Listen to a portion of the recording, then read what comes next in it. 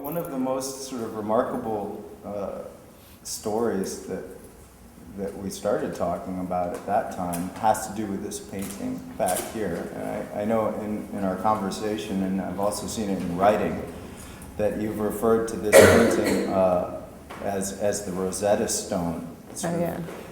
The interpretive key that sort of unlocks not only the sort of future trajectory of these incredibly different looking works, like on a visual level, but also it was a kind of way for you to unlock creative processes for yourself and sort of a major turning point in your career as a painter.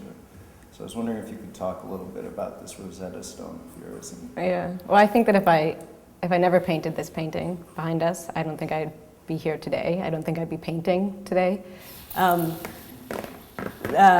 The painting, for those of you who might not know, is it's very personal. I lived across the street from the World Trade Towers. I had my home and my studio there.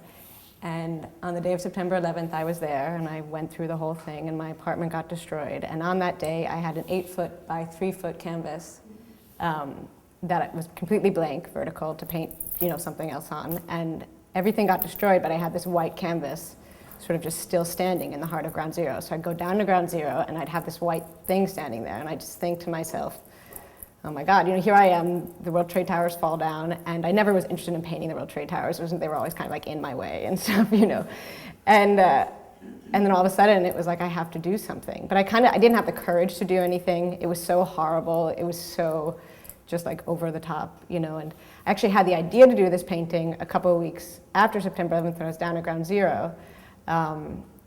But again, like I said, I didn't have the courage to do it. But eventually I did. And what I did is I took the actual canvas that came out of my apartment. So that's it. So that's what came out of Ground Zero. I cleaned it up a little bit. And then what it is of is the right side is made up of a pattern of Muslims praying. And so the Muslims are mostly in the downward position. But then I interwove women into the second position because I didn't want it to be like men are praying for death.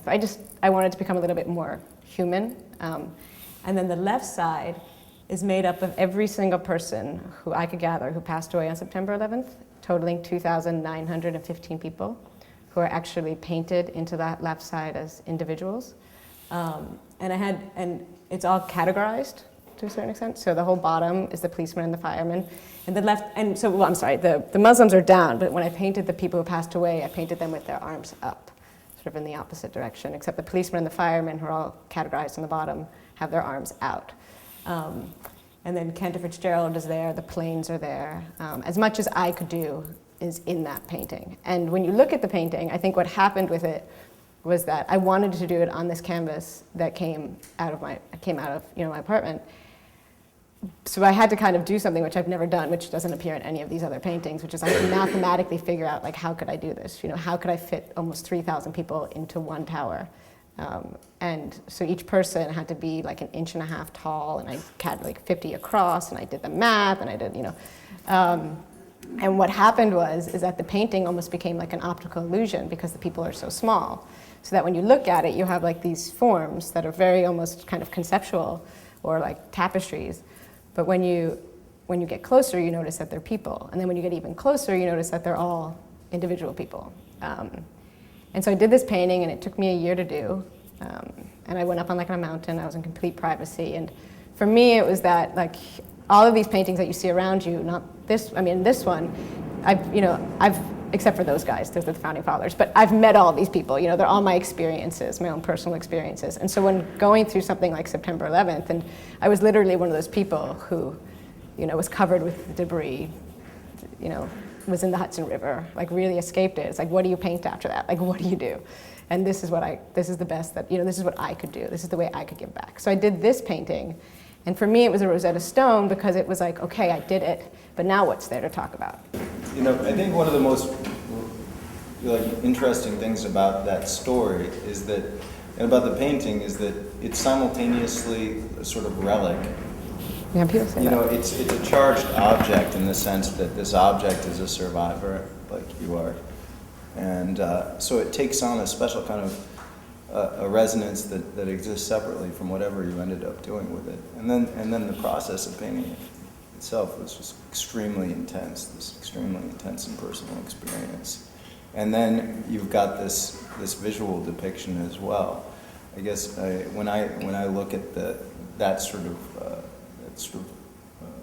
overlapping of all of those planes of meaning on that single painting, suddenly, looking at it gave me a bit of an insight into like the multiplicity that is so riotously and colorfully on display in these other canvases. It does, because, so it makes you think, I mean, you understand kind of the explosions that are taking place out here, is that what you're saying? I mean, I guess in the sense that, this canvas is so much more than just a simple sort of piece of linen or whatever to paint on, and it becomes it's almost like a ritual object. Well, I think it was a ritual object for me while doing it. A ritual of what? A ritual of trying to make sense of something that was senseless, and doing it as an artist, And that's why I did it completely alone in privacy. Like my mother and my family knows, like, and my friends, like nobody could come see it while I was doing it. They all thought I was kind of crazy, and everyone was like, "You're moving up to this mountain," and I thought it was going to take me like a couple of months. Like that was the plan. I'm coming back after the fall, and then it took me a year to do. And I did it in complete privacy, and I actually collected every image of every person, and all of those images, and also biographies, because I got them from a site that the families put out called Legacy. When I categorized them all in plastic folders. And so I'd have them all behind me, and then I turn and I pick one up, and I turn and I do the painting. So there's a lot of trying to figure out stuff to do. But when I would go into that room, the thing was, it came from the site called Legacy, and it was put out by the families. So, and even if you look at the painting, all of the people are, for the most part, are smiling on the left side. And it was more about, this is very personal, but when I would go into the room, they would be alive for me. It was kind of like, I couldn't go in there and think of death. I had to think of bringing them back to life. Yes. Yeah. Now, you were just saying that, everybody's got their demons and everything, but I think to a certain extent, one of the things that makes this demon, 9/11 demon of yours, so potent is that your personal sort of trajectory through the world all of a sudden comes into sharp collision with the Republic, with larger. Oh yeah, right. I know, it was such a huge thing. Yeah, so all of a sudden, it's what was your just personal day in your life becomes sucked into this narrative that lots of people are vying for control over, lots of people are trying to tell and shape in their own ways. Yeah. And I think that sort of that's what that painting leads us over to this consideration of American history. Yeah. There's the Rose Garden.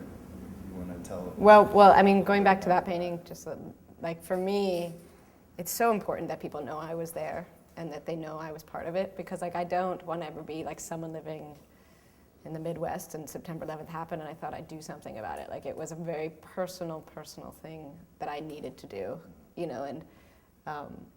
and at the same time it changed the existence of the world when that happened, so that's just very, very important.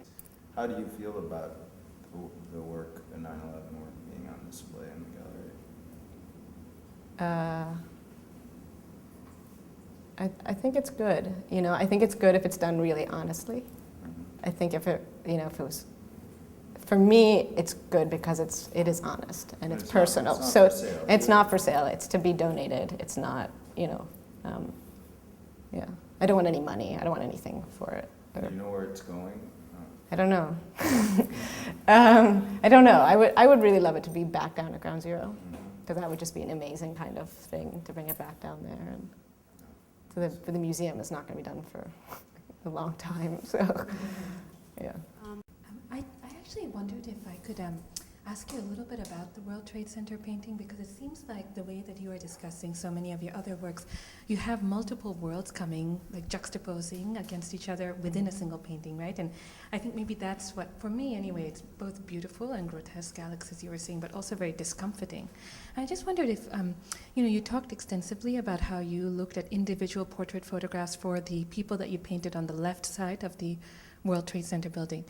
And I wondered, what are the images that you looked at for the Muslim men and women that you painted on the right side? Yeah. And how do you identify with them or not identify with them? And how, in turn, do does that right-hand side tower identify or not identify with those on the left? Well, yeah, I have there are two kind of answers. One is very personal and one is a little more simple. And the simple one is that when I came up, at the time of September 11th and when I was being down at Ground Zero a lot, like the months after, and being in New York City, all you were seeing were images posted all over of the missing people, from families. And then the other thing that you were seeing when you'd open up your New York Times or a magazine would be Muslims praying. Muslims praying at the train station, Muslims praying in mosques, Muslims praying on the side of a street next to a deli. It was like this weird thing for me. Like those were major, images that were taking place, or I was noticing. So it was very kind of in our culture at the time. Personally,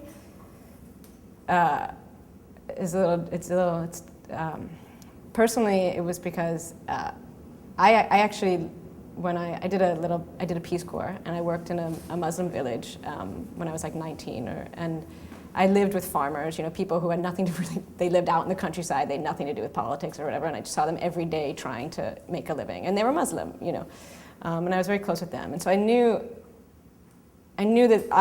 from that experience, but also just probably I knew in general that many people exist beyond just like the notion of a tyrant or a ruler who's making rule. You know what I mean? I understood a human aspect. So then the personal aspect is that on the day of September 11th, I was with a friend and we had escaped and we'd gotten out and we were in Jersey City.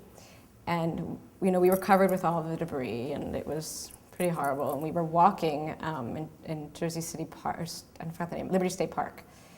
And Lower Manhattan was like burning or whatever, and these fighter jets flew above us. And I got really scared because I was like, oh my God, what's gonna happen now, And my friend, David, said to me, oh no, don't worry. He goes, those are our guys. He goes, I can tell from the planes they're our guys. He goes, they're probably going to get whoever did this to us. And at that moment, instead of feeling like, oh, okay, we're safe, I felt like I just didn't want anybody to feel the way I just felt. Like I didn't want someone to feel what it felt like to think you were gonna die or never see your family. And that's my personal reason for the Muslim side. It's the side that we don't have the answers for, that I don't have the questions for, but it exists. It's there too. I don't have the names of the people who died because of the Iraq War, the Afghan War, whatever it is that came out of this. But that's just very personal, and I purposely put the Muslim side there so you can have that question for yourself. Do you know what I mean? That it's like for you. Like I didn't want to just paint everyone who died, because then I didn't want it to be just a memorial. Not there's anything wrong with that, but it wasn't for me as a painter what I wanted to kind of do. Just as a quick follow-up question, so is it as individuated? No. Okay. No, it's a pattern. Like I said, I don't have the names or the faces or the images. It's just a kind of idea that this exists,